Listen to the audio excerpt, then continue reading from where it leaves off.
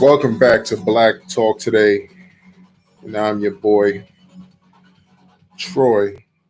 In this particular podcast, going to be talking about The Last of Us 2. This is a review. Uh, going to be sharing spoilers, going into depth on this particular game.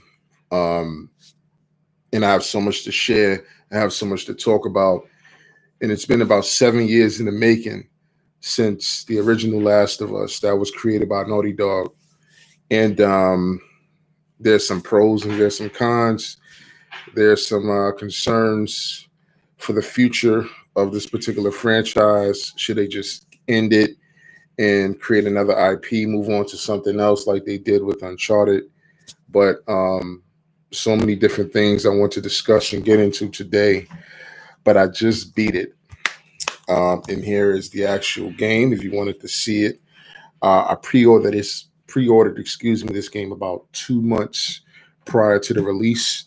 We know that it was pushed back, and I think it was well worth the wait. I think it was worth the initial asking cost of $60 for the game, and of course, it came with a lot of controversy in regard to what this game is about, what you're going to be doing in the game. So much of the game has been leaked and spoiled for a lot of Last of Us gamers who are looking forward to this particular sequel to this 2013 Game of the Year nominee, possibly one of the greatest games of all time ever created, some may say. But I think overall, this game to me, like I said, it has its peaks and it does have its valleys in regard to a lot of the story concern. And I'm going to go into depth and talk about several different parts of the game and different elements of the game and what really made this game right and why, Neil Druckmann, decided to go with The Last of Us 2 and not just let it be with what the original game was. I think you couldn't end the game any better the way The Last of Us, the original game, ended. And that's with, Joel and Ellie going to Tommy Camp at the end of the game and Ellie asking Joel, hey, what actually happened? And Joel basically lying to her, basically letting her know that, hey, where you were one of many, it was nothing special about you. And Ellie took his word, and you can see why that bled into The Last of Us 2 and it created this awkwardness between Joel and Ellie. But Joel ultimately came clean, right? And explained to Ellie why he did what he did and what he did what he did. And the reason why I'm mentioning that, because that has a lot to do with The Last of Us 2. And it has so much to do with the story and the reason why a lot of things are occurring in this particular world. Um, you know, listen, I'm not paid by any company, Sony, Naughty Dog, Neil Druckmann. No one sent me a free copy of this game. As you can actually see, I still have the receipt from when I went out and pre-ordered this game at GameStop. So this wasn't something that was given to me for free, and I'm just talking about it. But I'm going to give you my raw, realist opinions about this game. And also, if you are homophobic, if you have an issue with trans vestites, if you have an issue with the LGBT community, if you have an issue with just gay people in general, then you probably will have an issue with this particular game. If you are homophobic in any type of way, as for myself, I didn't care. But I did notice that it was a tone that I was trying to set. And I didn't think that it would bleed into The Last of Us 2 because you kind of knew already that Ellie was a lesbian or gay. She had a female partner in her younger years in The Last of Us 1 with the DLC called Left Behind. And that tells the story of Ellie's initial romance.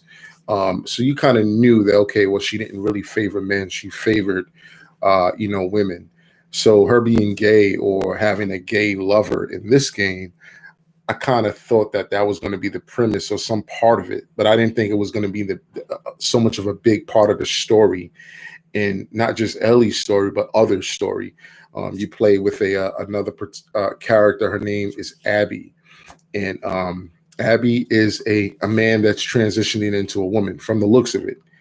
And you know, a large portion of the second half of the game you play as Abby, and initially the first part of the game you play as Ellie, and no one knew who Abby was. No one knew where she was coming from. No one even, when I first heard of the couple of leaks about this gay character or this transvestite character, you know, I didn't think it was real.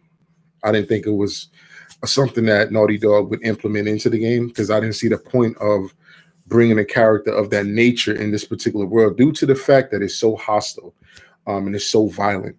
And you know, I didn't see the point in that. But Abby plays a very dominant, prominent role in the game. And then initially, when you play as Ellie, and you know, there's certain parts of the game where you get to certain sections, you have these flashbacks of your experiences with Joel, your experiences of the past, and things that you went through. Because Ellie's kind of reflecting on a lot of the things she's gone through in her initial life up until that point.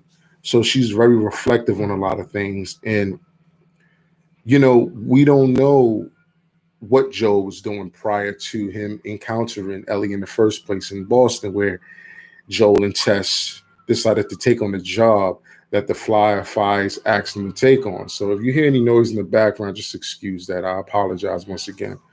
But you know, we didn't know what was Joel doing. It was hints towards what Joel and Tommy being his brother, were doing prior to the actual, you know, journey to Boston. But as it alluded to in